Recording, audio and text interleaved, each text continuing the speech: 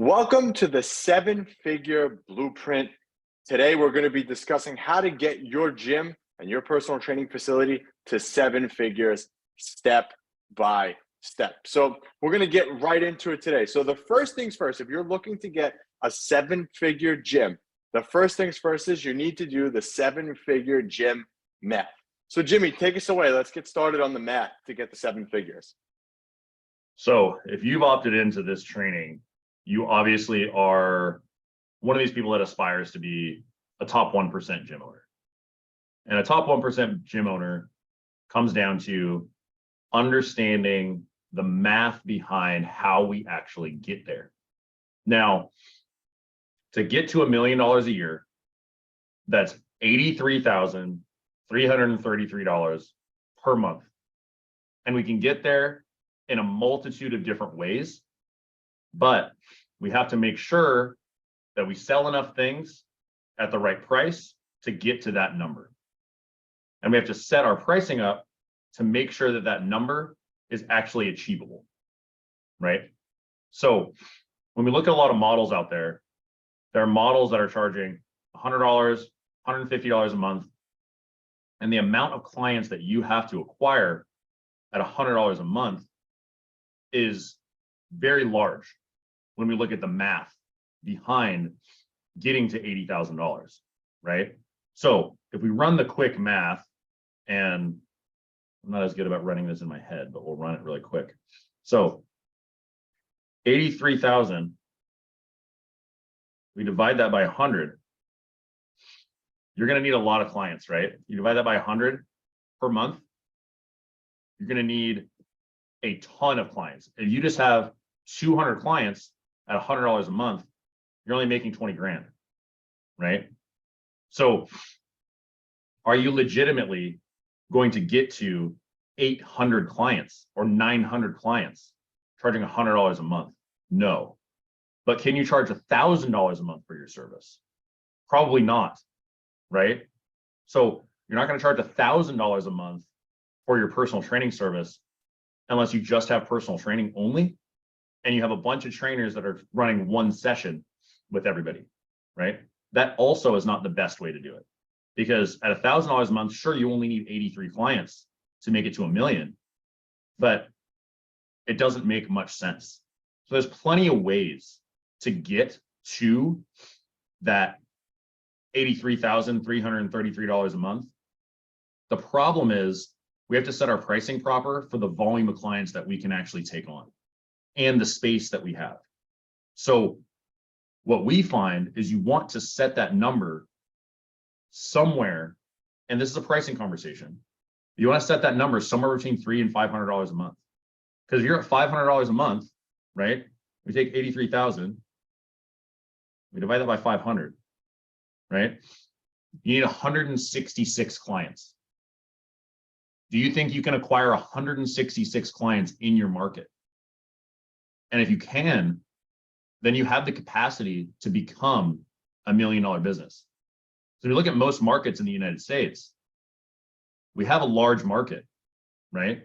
If you're in a big metropolitan area or a suburb, you have the ability to acquire something like less than 1%, right? Because if we have 50,000 people in our target market, right, just that are interested in fitness, that are in our age range, that are predominantly female, we take out some of these other constraints, because a lot of people have a couple 100,000 people within a radius of their business, right?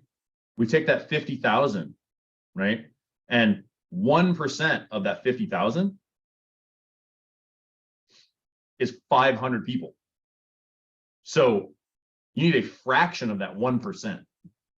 So if you think you can acquire a fraction of that 1%, right?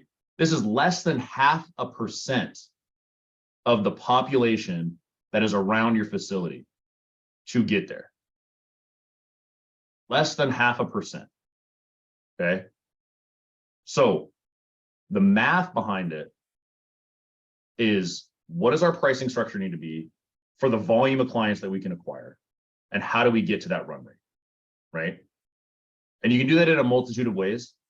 There are big franchises that have gotten there with the $100 service, with the $200 service. But if you don't have a business and the financial backing for the advertising to get you to a point where you can get to 1,000 members or 900 members, then we need to talk about pricing and we need to set that up properly. There's tons of ways to get there. We just have to get to 83,000 a month, right? And we have to set our pricing up properly to get there in the easiest way, so you can help the right amount of people, give them the right service, and help them properly. So when we look at the model to get there, between 100 and 200 members is really where you want to be, and you have to set your pricing accordingly to get to that $1 million run rate easily, right? More easily, because it's difficult to get to that $1 million run rate when you're charging $1,000 a month, and it's difficult when you're charging $100 a month, right? The two ends of the spectrum make it more difficult, because when you're talking about the 1,000 clients that you have to get, you need a huge marketing budget in the beginning to push that many clients through your facility. But if you look at the $1,000 a month, not a lot of people are able to buy that. So we have to set ourselves up with a pricing structure that works to get us there in the easiest way possible. And this is what we've landed on. That's the math of getting to that $1 million business in the easiest way possible. All right, awesome. So that's our math side of it. So now we know how many clients we need, paying at what price to get to that $1 million runway. Now let's talk about the model. So we all are personal trainers first and foremost. We became personal trainers. When I started in this industry, I was a one-on-one trainer that started in a big box gym, probably like most of you. The issue is that I left the big box gym and started my own facility and started having an expensive job. Basically, my job was a high-paying job that I had. I didn't have a business. I had a high-paying job. So the next thing that we're going to talk about in part 2 in getting to 7 figures and beyond is your model and the model of training. We want you to have a 7-figure business, not by slaving away doing all the sessions. We want you to actually have a systematized business. And one of the best models for this is small group personal training. So in the beginning, I started out with one-on-one, and I was doing all the training myself. As soon as I figured out that small group was the way to go, and small group and semi-private are the same thing. So there's 2 phrases for it. So they're the same thing. You should never have both in your facility. You should just have one option. So small group or semi-private is the same thing. And it's a max of 6 people to 1 trainer. That is the ratio. But when you structure your business this way, you're able to actually run your business as a system. My whole thing and what I was always afraid of is if I, God forbid, broke my leg or got severely hurt and I couldn't make it into the gym, who was going to train my clients? Because I thought my clients only wanted to train with me.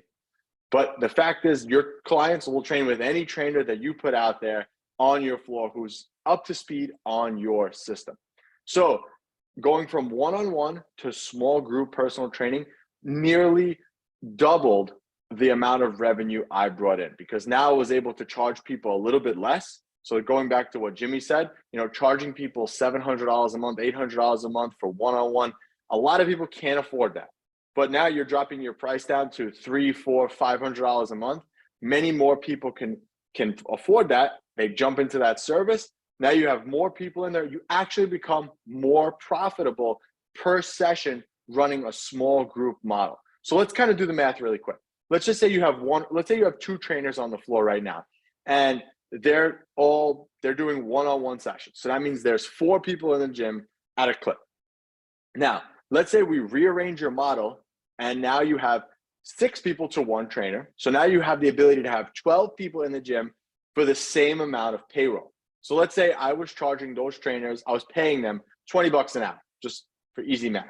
So now my payroll cost is the same, but now instead of having a client in there paying $60 or $70 a session, so that means I'd only make $80 if there's 2 one-on-one clients in there. Now I jump and I have clients in semi-private who are paying $40 a session. Now I have 12 people in there. Can't do the math off my head really quick, but there's a significant difference there. So if there's 12 people, hold on, let's do the math really quick. 12 people, paying $40 a head. That's 480 minus my payroll, which is 40, $440 an hour. So almost $400 more in my pocket switching the model this way. So, and now you've also created a system and a real business, because now people can kind of plug and play into the sessions.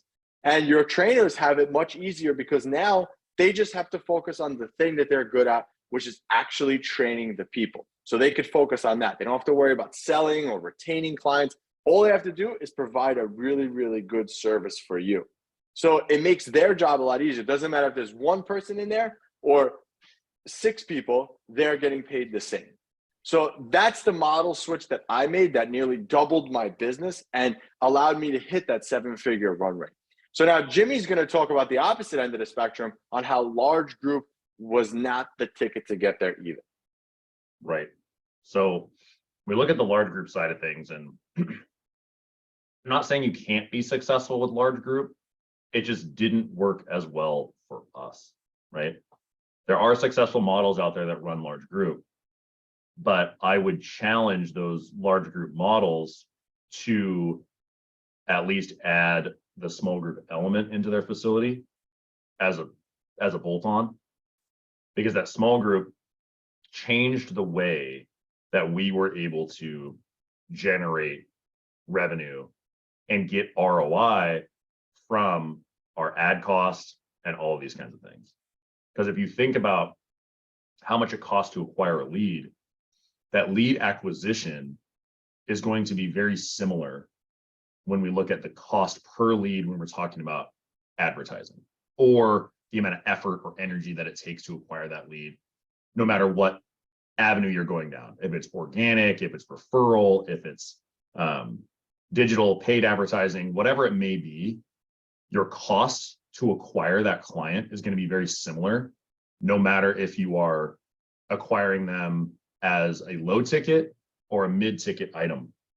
So the big difference between the small group acquisition is the sheer amount of volume, the main difference between a large group and a small group model is the sheer amount of volume that you have to acquire to do a large group model, right?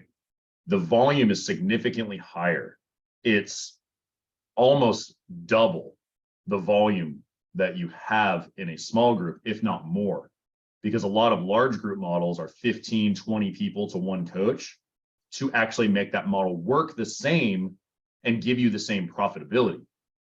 Because if you're charging people $150 a month in comparison to $500 a month, you're having to even triple that, right?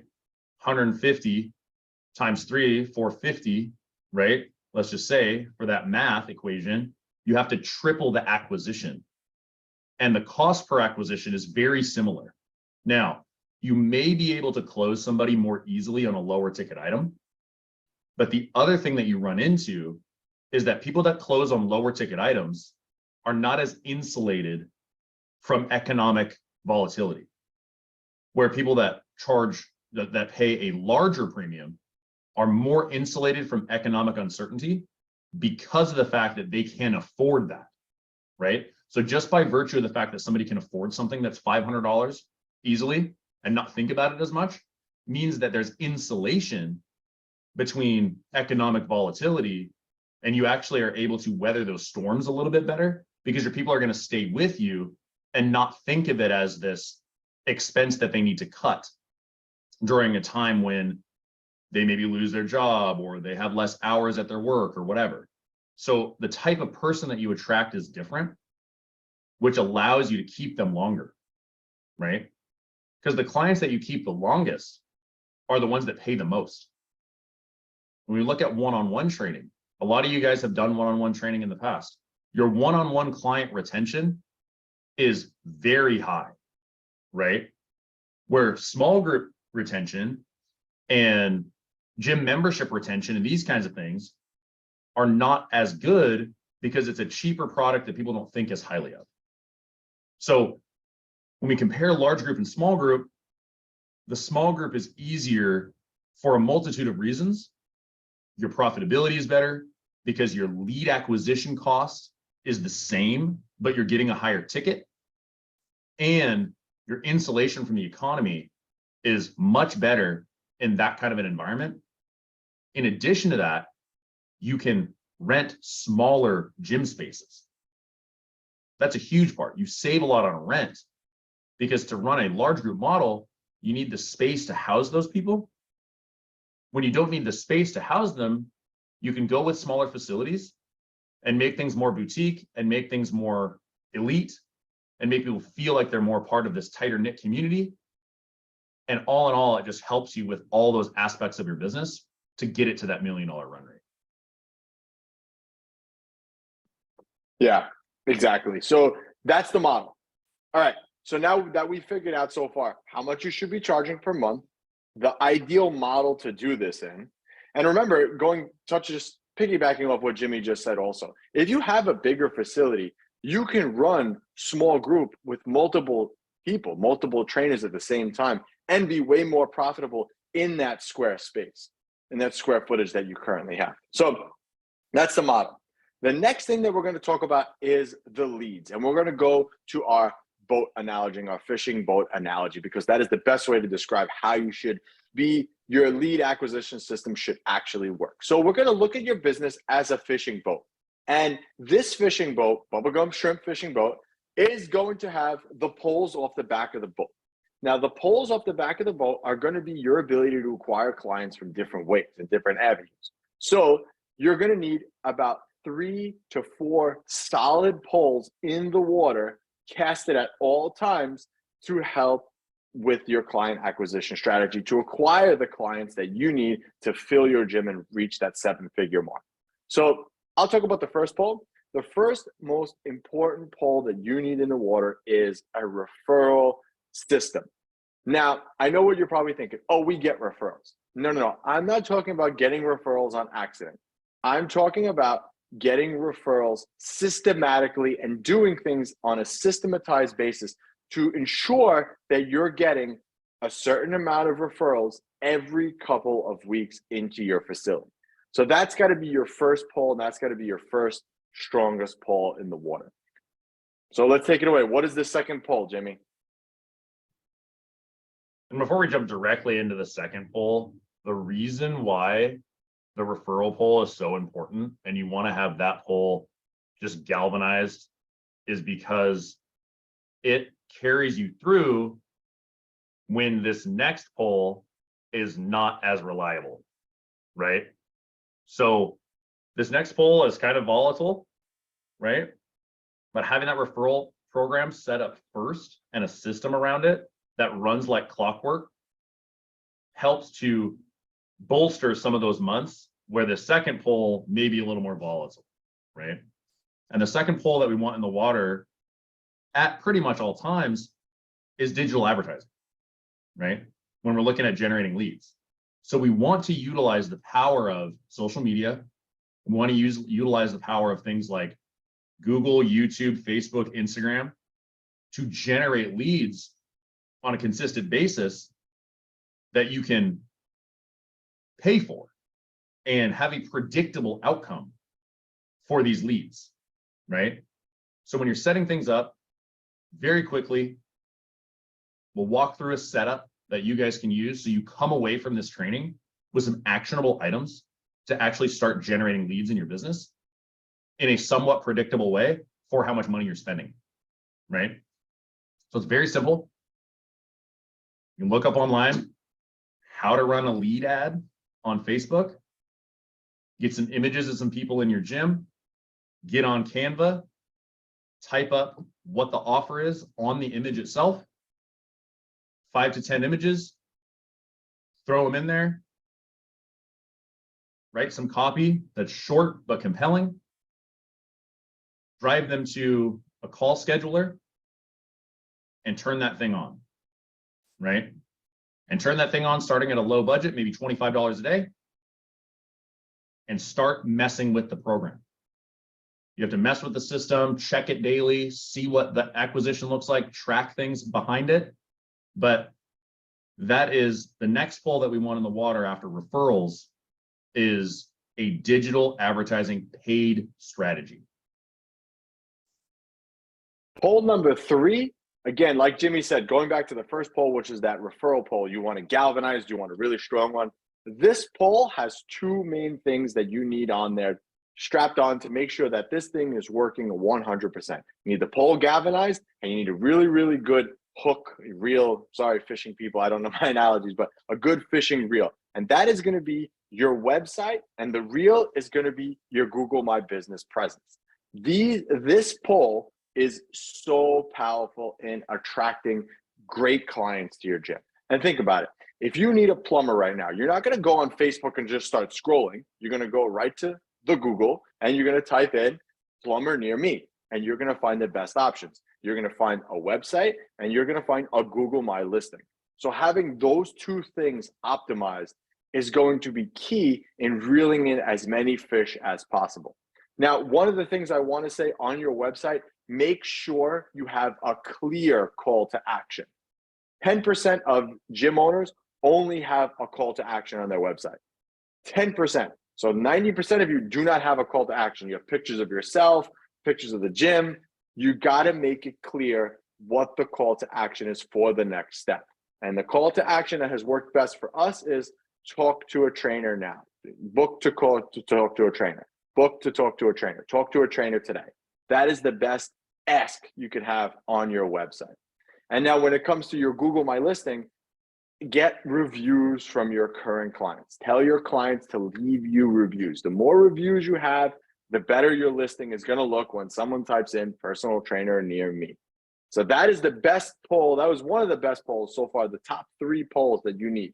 Now, the 4th poll can be a mix and match. This poll can be one of 2 things. For me, it's organic marketing. I love organic marketing. It's something that I've been doing from the start of my business, and it's a very, very strong poll for my fishing boat.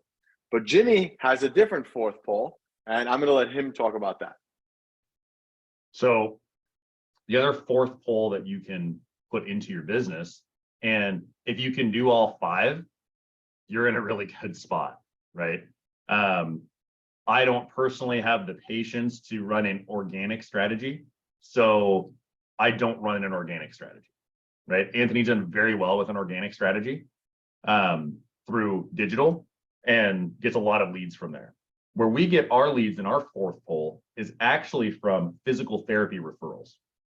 So developing relationships with physical therapists, surgeons, doctors, and chiropractors in your area is important to, 1, come off as an authority to the member base, because they will ask their doctors or talk to their doctors about where they're going for strength training.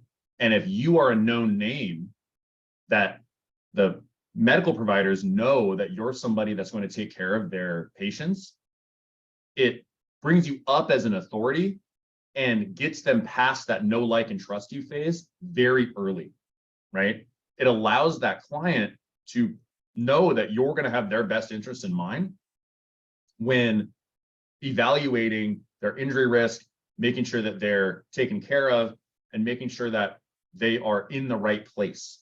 So it helps you in your community to be regarded as an authority and the place that medical providers will refer out to. So developing those relationships, going and doing lunch and learns with physical therapy clinics, referring people out to physical therapy clinics, and when you do refer them, when they have injuries, communicating directly with the therapist in their language makes a huge difference in creating that relationship as somewhere where they know they can send people. One of the things that you want to do with that relationship is coach the physical therapist on how to actually sell your service, right? That's one of the things that we messed up on in the beginning, not realizing that physical therapists don't really know how to sell.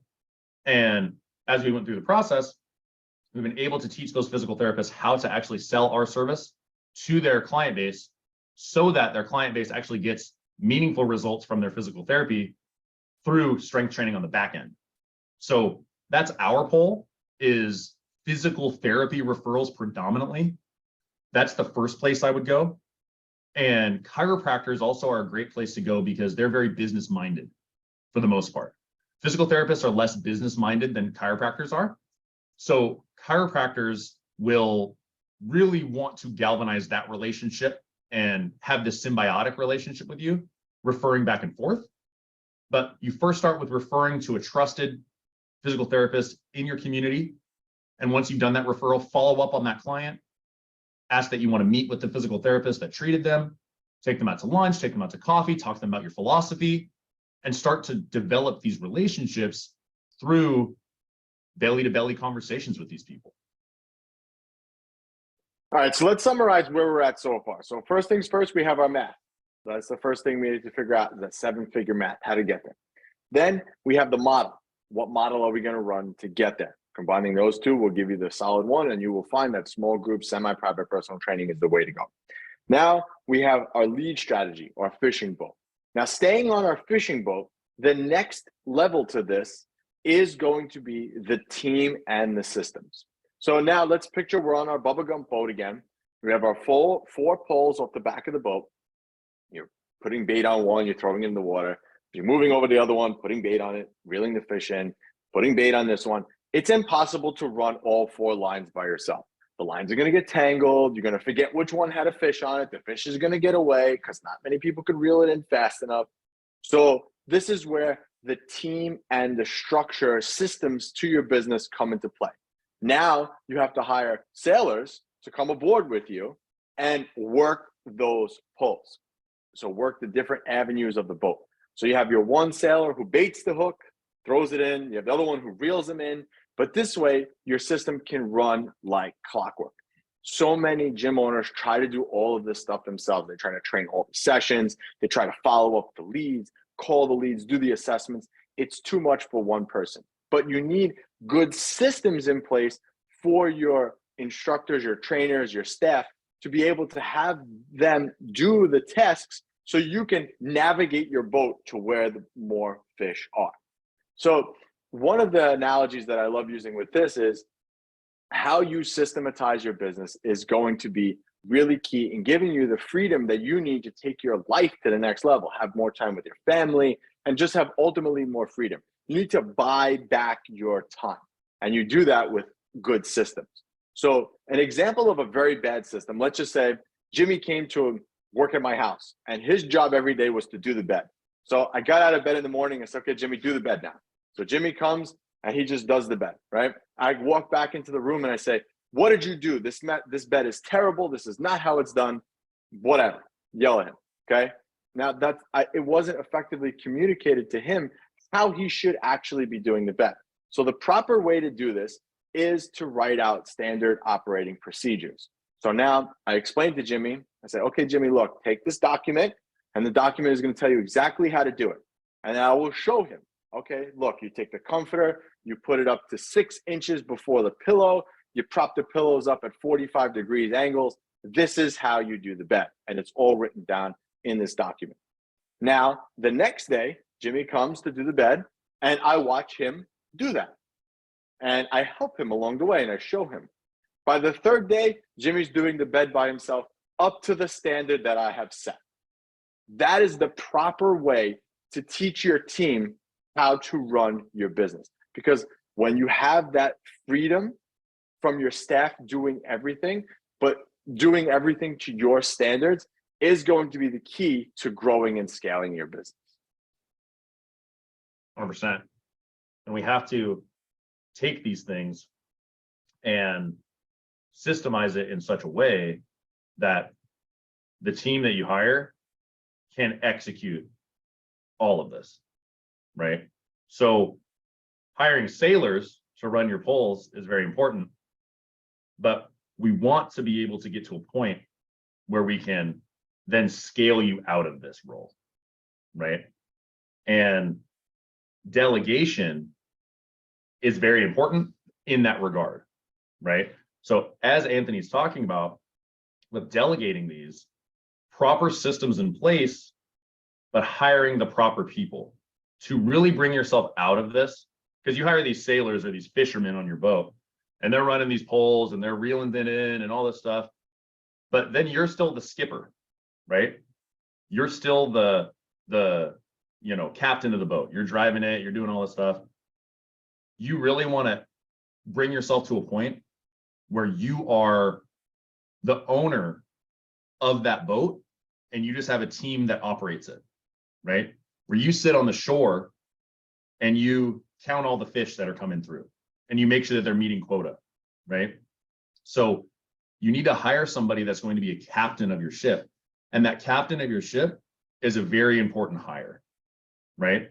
That person is a person that has worked their way up, has been on the fishing line, putting the bait on, they've been running the pole, they've trained other people how to run the poles, and they've worked their way up to that position. So that's a very crucial person that you need to take on the role of operating your business so that you can actually have the freedom to work your way out of that. The goal of this is to get yourself to 7 figures, right? And what actually comes with the 7 figures? What comes with that is obviously more profit, and that profit will allow you to have more freedom. Freedom to do whatever you want with your life. If you want to go ahead and start a second facility at this point, you can. If you want to go ahead and start something else, dabble into real estate or in the stock market, you'll have that freedom. You no longer are chained to having a job anymore. Now you actually own a business. And going back to Robert Kiyosaki's cash flow quadrant, you want to move from being self-employed to a business owner and then move yourself into an investor. So now maybe you don't do anything in the day-to-day anymore, but getting yourself to this point will allow you to have that freedom to expand and do whatever you want. Hey, if I want to go and take a vacation right now, I can. If Jimmy wants to go away for a month, he can. We have that freedom. We are no longer chained to our business, and we just want the same for you. So if you've enjoyed this today, just make sure you head on over to fitnessprofitmultiplier.com and book your diagnostics call with us so we can sit down and go through it and look at what levers we can pull in your business right now to help get you to the 7-figure mark. Make sure you go out there and apply the info we gave you today. And until next time, Anthony and Jimmy, we'll see you soon.